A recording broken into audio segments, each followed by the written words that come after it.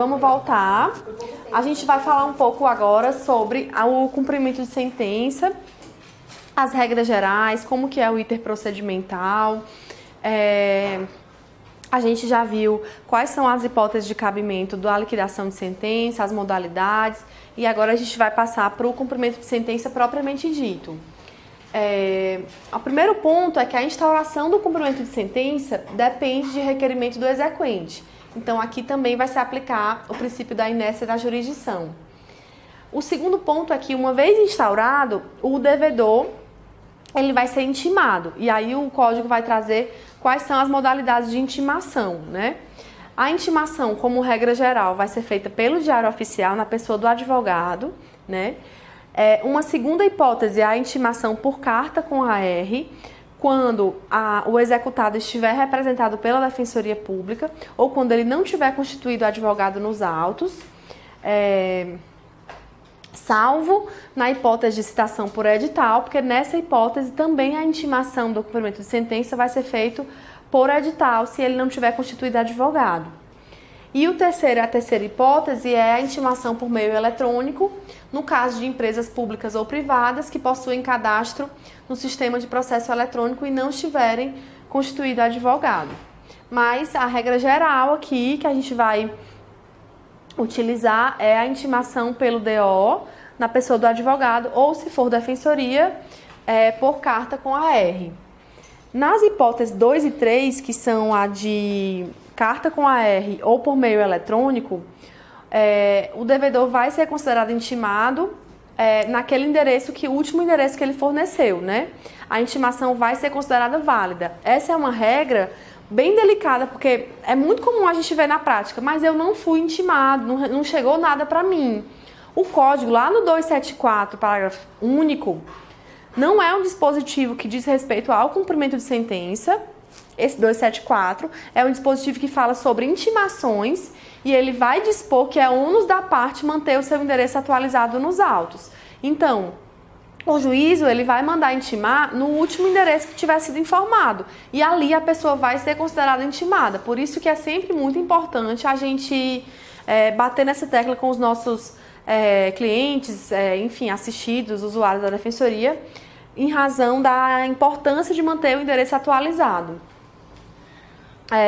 Se o requerimento para dar início ao cumprimento for realizado após 1 ano do trânsito em julgado da sentença, daí a intimação vai precisar ser realizada por carta com AR, né? A regra geral pelo DO na pessoa do advogado, mas se for mais de 1 ano, vai ter que ser por carta com AR. É possível instaurar o cumprimento de sentença em face do fiador, ou do co-obrigado, ou do corresponsável?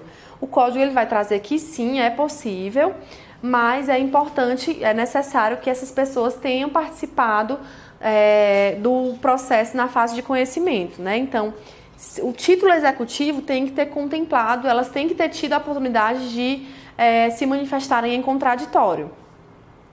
Eu sei que o devedor não tem recursos, não tem patrimônio para saldar a dívida, mas eu sei que o fiador tem um apartamento.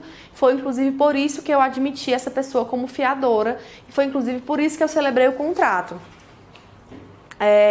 Se eventualmente o seu advogado teve uma atuação atécnica ou não incluiu esse fiador na fase de conhecimento, ele não vai poder ser intimado aqui da fase de cumprimento de sentença, certo? Sobre a competência, está disposta lá no artigo 516 do CPC e vai trazer aquela que já é a nossa intuição, que já é intuitivo. Vai ser competência dos tribunais nos processos de competência originária. Então, eventualmente, uma ação rescisória que gerou uma condenação que vai necessitar de cumprimento de sentença, o próprio tribunal vai dar prosseguimento ao cumprimento. Vai ser competente o juízo que decidiu a causa em primeiro grau, né, quando não foi hipótese de competência originária do TJ, ou o juízo cível competente quando a sentença for sentença condenatória, sentença penal condenatória, sentença arbitral, sentença estrangeira ou acórdão proferido pelo Tribunal Marítimo. Aqui a gente falou um pouco brevemente no encontro anterior sobre a execução de sentenças que foram proferidas por juízos diversos do juízo civil, né? Um juízo arbitral ou um juízo penal. Nesse caso, a competência para o cumprimento vai caber ao juízo civil competente. Na segunda e na terceira hipóteses, o exequente pode optar, que aí são as hipóteses em que fala a competência do juízo que julgou a causa em primeiro grau e a competência do juízo civil competente. Daí o exequente ele vai poder fazer a opção pelo atual domicílio do executado, pelo local onde se encontrem os bens sujeitos à execução, ou pelo local onde deva ser executada a obrigação de fazer ou não fazer. Nesses casos, a remessa dos autos vai ser solicitada ao juiz de origem. Então, o Código ele dá essa flexibilidade com o objetivo de garantir uma maior efetividade. Por exemplo, eu ganhei a causa, já tenho uma sentença, título executivo perfeito, não precisou liquidar, o valor já está estipulado na sentença, mas eu sei que o único patrimônio que o executado tem fica lá em Itanhaém, por exemplo. É um terreno, um sítio. Eu sei que ele só tem isso. Eu já fiz essa pesquisa prévia do patrimônio e eu já identifiquei que ele só possui esse terreno. Eu sei que se eu executar diretamente lá, vai ser mais fácil para eu praticar atos executórios, enfim, leilão, asta pública, etc. O Código ele dá essa possibilidade. A lógica toda do cumprimento de sentença, ela vai ser baseada na efetividade, né? Na busca pela efetividade. Isso aqui, o 517, ele traz uma inovação que é importante, uma inovação que o operador ou a operadora que tiverem esse domínio vão acabar podendo, muitas vezes, aquele que não conseguiu acompanhar as mudanças, enfim, não identifica que houve essa possibilidade, mas aquele que domina pode acabar saindo na frente, né? É uma inovação. O 517, ele traz a possibilidade de levar a protesto o título executivo depois de transcorrido o prazo de 15 dias para o pagamento voluntário, né? Então, instaurei o procedimento de cumprimento de sentença, o juízo mandou intimar naquelas modalidades que a gente viu, né? Pelo DO, ou então por carta com AR se for defensoria, enfim, mandou intimar, transcorreu o prazo legal de 15 dias para o pagamento voluntário. Depois do transcurso desse prazo, é possível o protesto do título, né? E aí o executado que tiver proposto a ação rescisória pode requerer a anotação da propositura da rescisória à margem da anotação. Então, por exemplo, da mesma forma que o Código autoriza que o exequente efetue o protesto do título, ele também permite que o executado anote, faça uma anotação na margem indicando que existe uma ação rescisória pendente a respeito daquele título, né? Então, é uma regra, na verdade, na mesma medida em que ele dá esse direito ao exequente, também faz total sentido que ele permita que o executado... porque o sentido do protesto é o quê? Tornar público, né, para terceiros de boa fé a existência daquela dívida, né? Para que esse terceiro não possa alegar um desconhecimento, enfim, se vier a celebrar um negócio com o executado. Então, na mesma medida, o executado também pode ter interesse em, olha, não deixe de celebrar esse negócio comigo, porque esse título está sendo questionado por meio de uma ação rescisória, né? Então, o Código autoriza também essa iniciativa por parte do executado. E sobre o cancelamento do protesto, o Código determina que ele pode ser realizado por determinação do juiz a requerimento do executado, desde que provada a satisfação integral da obrigação. Então, não basta o mero requerimento, o executado vai ter o ônus de demonstrar que satisfez integralmente a obrigação. Todas as questões relativas à validade do procedimento de cumprimento de sentença e dos atos executivos subsequentes poderão ser arguídas pelo executado nos próprios autos e nestes mesmos autos serão decididas pelo juiz. Então, durante muito tempo a gente teve aquela discussão. Essa matéria específica, eu posso arguir ou eu preciso ajuizar uma defesa em apartado, enfim. O 518 ele vai trazer essa regra com o objetivo de simplificar o rito, de simplificar o procedimento. Então, todas as questões relativas ao que a validade do cumprimento de sentença e dos atos subsequentes podem ser arguídos na próprio bojo do cumprimento de sentença. Que aí, essa regra, ela reforça a ideia de que todas as defesas a serem arguídas pelo executado, inclusive a objeção de pré-executividade, que a gente ainda vai estudar, a gente vai ter um encontro só para falar de defesas do executado, né, as modalidades de cada um deles. Então, essas defesas devem ser formuladas nos próprios autos do cumprimento de sentença, né? Que aí você já tem uma diferença do cumprimento de sentença para os embargos do devedor, que são a defesa adequada na execução de título extrajudicial, que também a gente vai estudar. Mas aqui, já antecipando um pouco, já é uma diferença com relação à execução de título extrajudicial, porque lá os embargos do devedor, eles têm natureza de ação, então eles são uma ação própria, né, que tem um âmbito de abrangência bastante largo, bastante amplo, e aqui as defesas, elas por determinação do Código, elas são feitas nos próprios autos. Com relação ao cumprimento de sentença, aplicam-se as disposições do cumprimento de sentença, tanto do provisório quanto do definitivo e também da liquidação, vão ser aplicáveis às decisões que considerem tutela provisória, né? Também era algo que muito se debateu há um tempo atrás a respeito da possibilidade de executar ou não as tutelas provisórias. Isso é pacífico, é amplamente tranquilo, né? A gente vai ver também. A gente vai falar agora um pouco sobre o cumprimento provisório de sentença, né? Então, só fazendo uma breve recapitulação, a gente iniciou hoje o nosso encontro falando sobre a liquidação, né? As modalidades, quando ela pode ser realizada de forma provisória, de forma definitiva. Aí depois a gente falou sobre o cumprimento de sentença, as regras gerais do cumprimento de sentença. E agora a gente vai começar a destrinchar o cumprimento provisório de sentença. Ele é cabível quando a sentença tiver sido impugnada por recurso sem efeito suspensivo, conforme define o artigo 520 do CPC. Porque aqui vai se operar uma regra diversa, uma regra diferente daquela que estava lá na liquidação. A liquidação é cabível mesmo quando o recurso foi recebido com efeito suspensivo, porque ela tem natureza cognitiva, não vai implicar na prática de atos executórios. Aqui não. Né? O cumprimento de sentença aqui, mesmo provisório, ele já vão poder ser praticados atos de natureza constritiva. Então, Não, imagina. Então, aqui o recurso, se tiver pendente de julgamento um recurso ao qual não foi atribuído efeito suspensivo, você já pode dar início ao cumprimento provisório de sentença. Em razão da provisoriedade do título, ela possui um regime próprio de garantias, né? Porque aí também o Código, ele, ao mesmo tempo que quer garantir a efetividade, não quer obrigar a pessoa a esperar o trânsito em julgado da sentença para que possa executar. Então, ao mesmo tempo que tem a efetividade, mas também você tem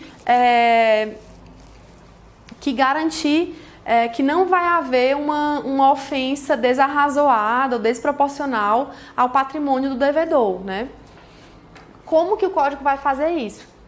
É isso que a gente vai ver agora. Uma outra questão, que também gera discussão sobre quando a gente fala de cumprimento provisório em face da Fazenda Pública. É possível o cumprimento provisório de sentença que condena a Fazenda Pública à obrigação de pagar? Prevalece que não é possível, né? Porque o artigo 100 da Constituição, que é aquele que vai disciplinar o regime dos precatórios, ele estabelece a sentença já transitada em julgado como um requisito para a expedição do precatório. Então, o entendimento majoritário é de que não cabe cumprimento provisório de sentença em obrigação de pagar contra a Fazenda Pública, né? O Didier, ele tem um entendimento divergente com relação a essa questão, porque o que ele fala você pode dar início ao cumprimento provisório, você pode iniciar a prática dos atos, né, porque o procedimento nada mais é do que uma sucessão de atos. O Didier fala, a lógica é a celeridade, a lógica é a efetividade. Então, nada impede de dar início, praticar os atos. O que não é possível pelo 100 da Constituição é a expedição do precatório propriamente dito. Mas até que o precatório seja expedido, você vai ter uma sequência de atos que, na visão dele, podem ser perfeitamente praticados, que não haveria nenhum impedimento, nenhum óbice à prática desses atos. Mas ele é minoritário. O entendimento que prevalece com relação às obrigações de pagar é que não cabe o cumprimento provisório contra a fazenda pública. Já no que diz respeito às obrigações de fazer, o entendimento já é diverso. Você tem esse julgado aqui do STF, que é um julgado de 2017 com repercussão geral, que aí ele entendeu que a execução provisória de obrigação de fazer em face da fazenda pública, não atrai o regime constitucional de precatórios e que, por isso, é cabível contra a fazenda pública a execução provisória de fazer, não fazer ou entregar coisa desde que ela seja diversa de dinheiro, né? Então, nesse julgado, o STF ele entendeu que quando se trata de uma obrigação diversa de pagar quantia, obrigação de fazer, não fazer ou entregar coisa diversa de dinheiro, como eles não atraem o regramento constitucional dos precatórios, você vai poder dar início ao cumprimento provisório de sentença em face da fazenda pública. E quais são as características do cumprimento provisório de sentença? Está disposto lá no artigo 520. A primeira delas, ela vai correr por iniciativa e responsabilidade do exequente, que ele se obriga, se a sentença for reformada, a reparar os danos que o executado houver sofrido. Então aqui, lembra que lá na liquidação provisória a gente falou, lá o risco é menor, porque não vão ser praticados atos de constrição. Aqui o risco é concreto, é real. Se o exequente quiser fazer mesmo com esses riscos, então ele age por conta e risco dele, vai incidir aqui a teoria do risco-proveito, a responsabilidade vai ser objetiva, caso ele venha a praticar algum ato que cause prejuízo ao executado.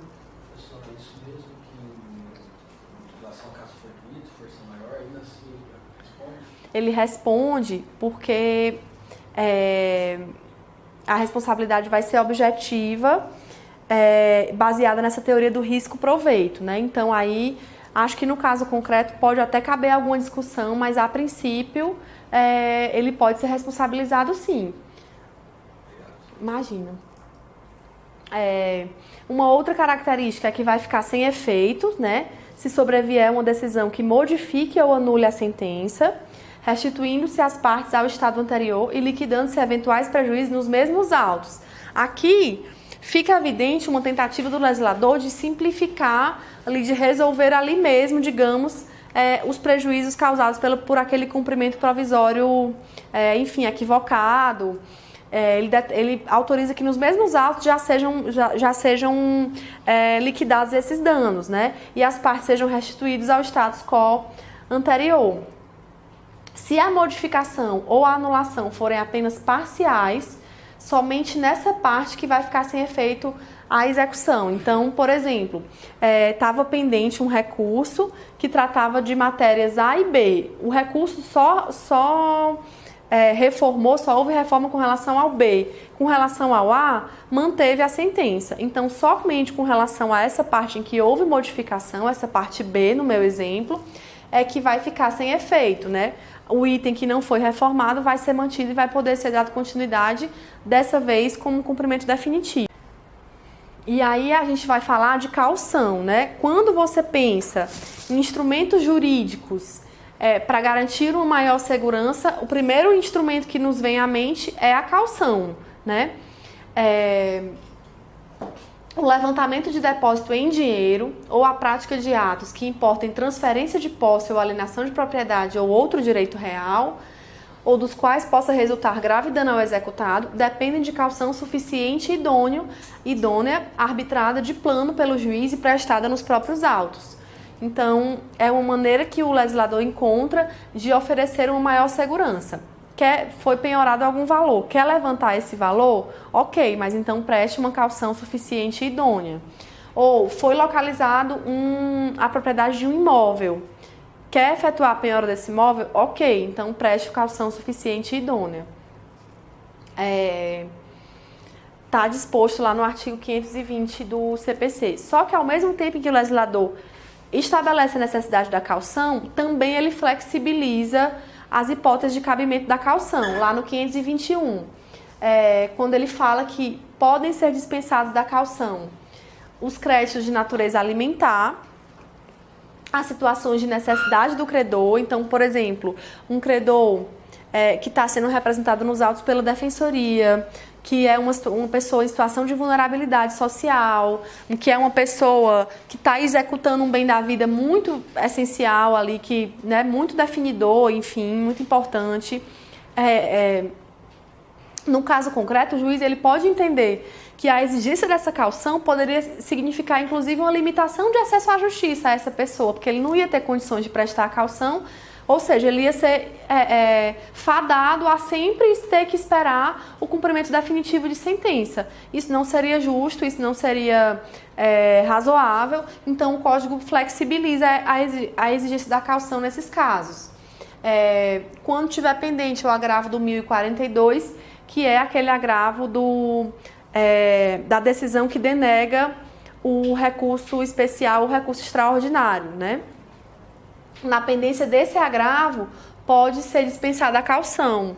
Aqui, talvez a lógica tenha sido, a pessoa já foi muito longe, já está num estágio muito, né, numa instância jurisdicional muito elevada. Então, nesse caso, ele autoriza que seja dispensada a caução. Ou quando a sentença objeto daquele cumprimento provisório, ela tiver sido proferida em consonância com súmula do STF, do STJ ou com acórdão proferido no julgamento de casos repetitivos. Também aqui é uma lógica no sentido de a probabilidade de reversão, de modificação dessa sentença em grau de recurso é uma probabilidade muito reduzida, muito baixa, porque ela já está em consonância com a jurisprudência majoritária.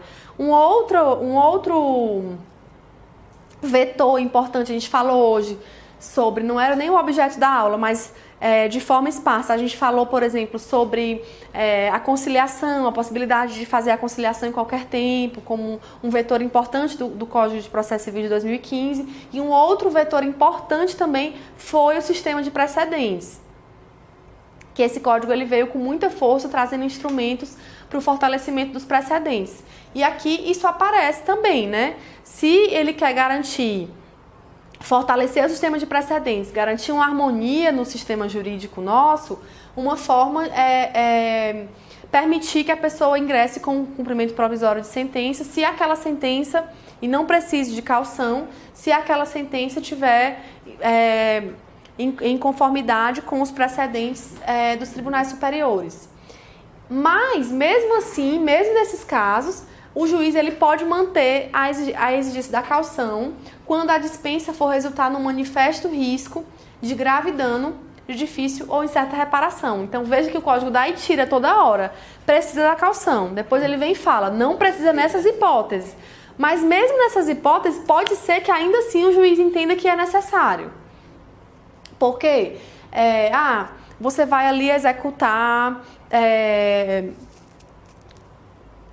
Você vai penhorar um dinheiro na conta do executado que, né, assim, você vê que ele não tem um patrimônio vasto, ele só tem aquele valor na conta mesmo, mas ao mesmo tempo não se trata de uma verba empenhorável, não é salário e nem poupança, etc. É penhorável, mas isso vai poder resultar num grave dano, num grave prejuízo. Então, nesse caso, eu vou exigir a caução, mesmo nessas hipóteses aqui, né? Então, é a busca pelo equilíbrio no caso concreto que está evidenciado aqui nesse procedimento. Qual é o procedimento do cumprimento provisório? O executado ele vai ser intimado e vai poder apresentar a impugnação. Em caso de cumprimento provisório de sentença condenatória ao pagamento de quantia, vão ser devidos a multas e os honorários a que se refere o artigo 523, parágrafo 1º. É um procedimento muito similar ao procedimento do cumprimento definitivo, que a gente ainda vai estudar, mas com a peculiaridade da caução, né, das hipóteses legais de exigência da caução, dispensa da caução, mas a regra na verdade, a essência dele é A instauração, o contraditório por meio da intimação, a defesa por meio da impugnação. Não efetuou o pagamento, vai ser cabível a incidência de multa e honorários, tal como no cumprimento definitivo também, né? Vai seguir uma lógica bem similar, bem parecida com o cumprimento definitivo. O pagamento do valor pelo executado já poderia ser considerado, interpretado como uma desistência ou uma perda de objeto do recurso? O que é que vocês acham? Não tem nem graça porque já está bem claro aqui, eu deveria ter feito mais suspense, mas o 520 vai falar expressamente sobre isso. Uma coisa não tem nada a ver com a outra. O executado ele pode efetuar o pagamento do valor e isso não vai configurar uma perda de objeto, uma perda superveniente do interesse de agir dele com relação ao recurso que está em pendente de julgamento, certo? A restituição ao estado anterior, em caso de sobrevir decisão que modifique ou anule a sentença exequenda, não implica o desfazimento da transferência de posse ou alienação da propriedade ou outro direito real, eventualmente já realizada, ressalvado sempre o direito à reparação dos prejuízos causados ao executado. Uma regra meio confusa, mas o que ela quer dizer basicamente é o seguinte: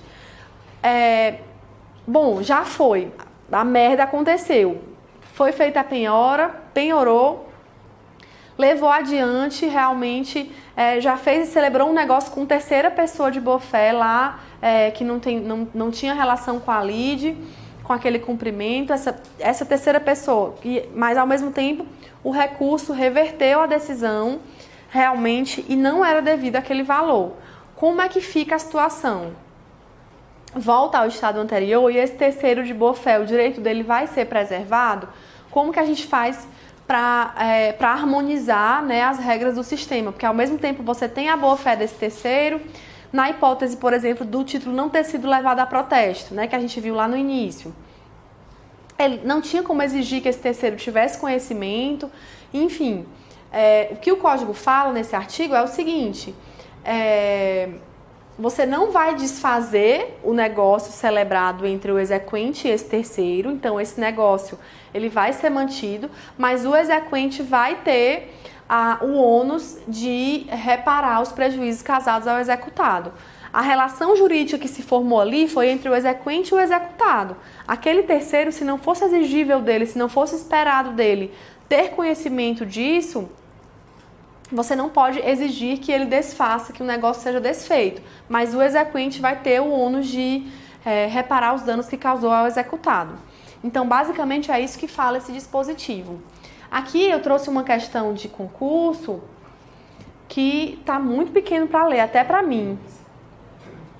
Mas eu vou tentar. Ele fala o seguinte: analise as assertivas abaixo acerca do cumprimento provisório da tutela jurisdicional. Aí ele traz 4 assertivas para a gente dizer quais são corretas e quais são incorretas.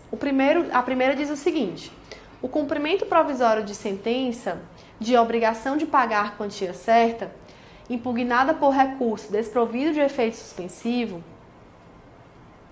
poderá alcançar a satisfação antecipada da pretensão do credor, pois realizado da mesma forma que um cumprimento definitivo, desde que observe integralmente o regramento, especialmente no tocante à prestação de caução disposto no Código de Processo Civil. O que vocês acham desse item? Hã? Tá ruim, né? Não deu pra entender muito bem. Mas a princípio eu acho que eu não estou vendo um erro evidente nele não. Vou colocar ele como correto. Aí o item 2, ele diz: o cumprimento provisório de sentença de pagar quantia certa não poderá ser instaurado de ofício pela jurisdição, pois corre por iniciativa, conta e responsabilidade do exequente. É verdade, a gente viu isso, né? Que inclusive o Código traz a caução como uma forma, um instrumento de garantir maior segurança jurídica. Esse item, ele está correto também, então a princípio no nosso gabarito vai estar certa a 1 e a 2, né? Oi? Já dá para eliminar alguma? Pronto, já dá para eliminar a B e a D também, né? A D e a E, a gente elimina. Tá, agora tá entre a A e a C. A 3 a gente já sabe então que a 3 é errada. Né? Porque nas duas a 3 está errada, mas vamos ler de qualquer forma. O cumprimento provisório de sentença de pagar quantia certa ficará sem efeito, sobrevindo decisão que modifique ou anule a sentença objeto da execução, restituindo as partes e terceiros ao estado anterior. Não. O terceiro também? O terceiro a gente já viu que não vai restituir. Vai, na verdade, obrigar o exequente a indenizar, a reparar os danos que causou ao executado, mas não envolve o terceiro. Então, esse item está errado. Mas isso a gente já sabia, porque a gente está entre a A e a C. Agora, o que vai definir a questão vai ser a 4, né? Vamos ver o que diz o item 4. A caução prestada nas hipóteses legais, suficiente e idônea, arbitrada de plano pelo juízo e prestada nos próprios autos, poderá ser dispensada desde que, cumulativamente, o crédito seja de natureza alimentar, independentemente de sua origem, no valor máximo de 60 salários mínimos e o credor demonstrar situação de necessidade. Ele tá inventando aí algumas coisas. Primeiro, os requisitos que ele traz, eles não são cumulativos, ele fala hipóteses independentes, né? Quando for a dispensa da caução, quando o crédito for de natureza alimentar, quando o credor for uma pessoa em situação de vulnerabilidade, mas não precisa ser cumulativo. Ele não traz valor mínimo e máximo, ele não fala isso, ele só fala que a caução vai ser indicada pelo juiz, vai ser determinada pelo juiz de plano, então ele não fala de valores, né? Então, esse item está errado. No nosso gabarito, estariam errados, então, o 3 e o 4, né? Oi? Seria a C, né? Vamos ver se a gente tá certo. Então, é isso mesmo. É o C. Mais uma vez, ele traz aqui itens, literalidade de artigos de lei. Ele traz os artigos aqui estão indicados em cada assertiva. A gente tem mais uma questão para encerrar o nosso encontro hoje.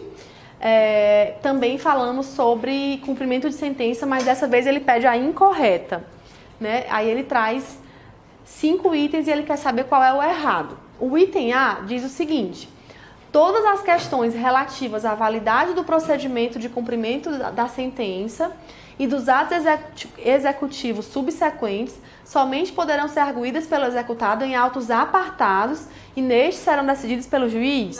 Não. Essa aí ele já entregou logo na primeira.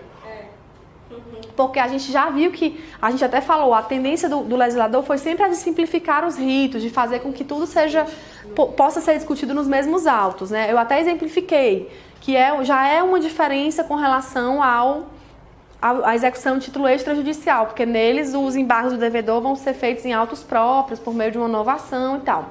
Então esse item está errado, nosso gabarito já é o A. Mas vamos ler as outras só para a gente confirmar.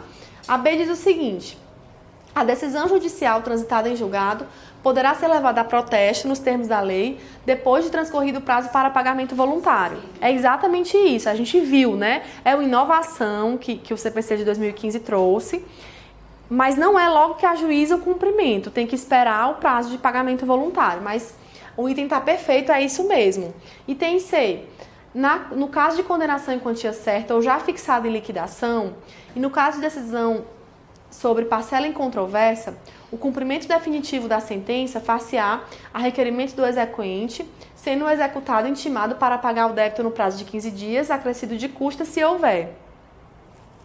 É isso, ele está descrevendo o procedimento exatamente. O D. No cumprimento de sentença que reconheça a exigibilidade de obrigação de fazer ou de não fazer, o juiz poderá, de ofício ou a requerimento, para a definição da tutela específica ou a obtenção da tutela pelo resultado prático equivalente, determinar as medidas necessárias à satisfação do exequente. Isso aqui a gente não viu hoje ainda. Vai ser, acho que, o objeto do nosso próximo encontro. Mas ele está descrevendo corretamente qual é o procedimento da obrigação de fazer e não fazer. Então, tá certo, realmente é isso. E o E vai dizer: não cumprida a obrigação de entregar coisa no prazo estabelecido na sentença, será expedido mandado de busca e apreensão ou de emissão na posse em favor do credor, conforme se tratar de coisa móvel ou imóvel. Também a gente não viu ainda, faz parte do conteúdo do nosso próximo encontro, mas aqui ele está descrevendo o procedimento da obrigação de entrega de coisa. E é assim que acontece mesmo. Então, o nosso gabarito vai ser o item A, porque não são em autos apartados, né? Então, é isso mesmo. Então, aí os artigos indicados de cada item. Hoje a gente encerra por aqui o nosso encontro. Agradeço a atenção de todos e todas e até o próximo encontro.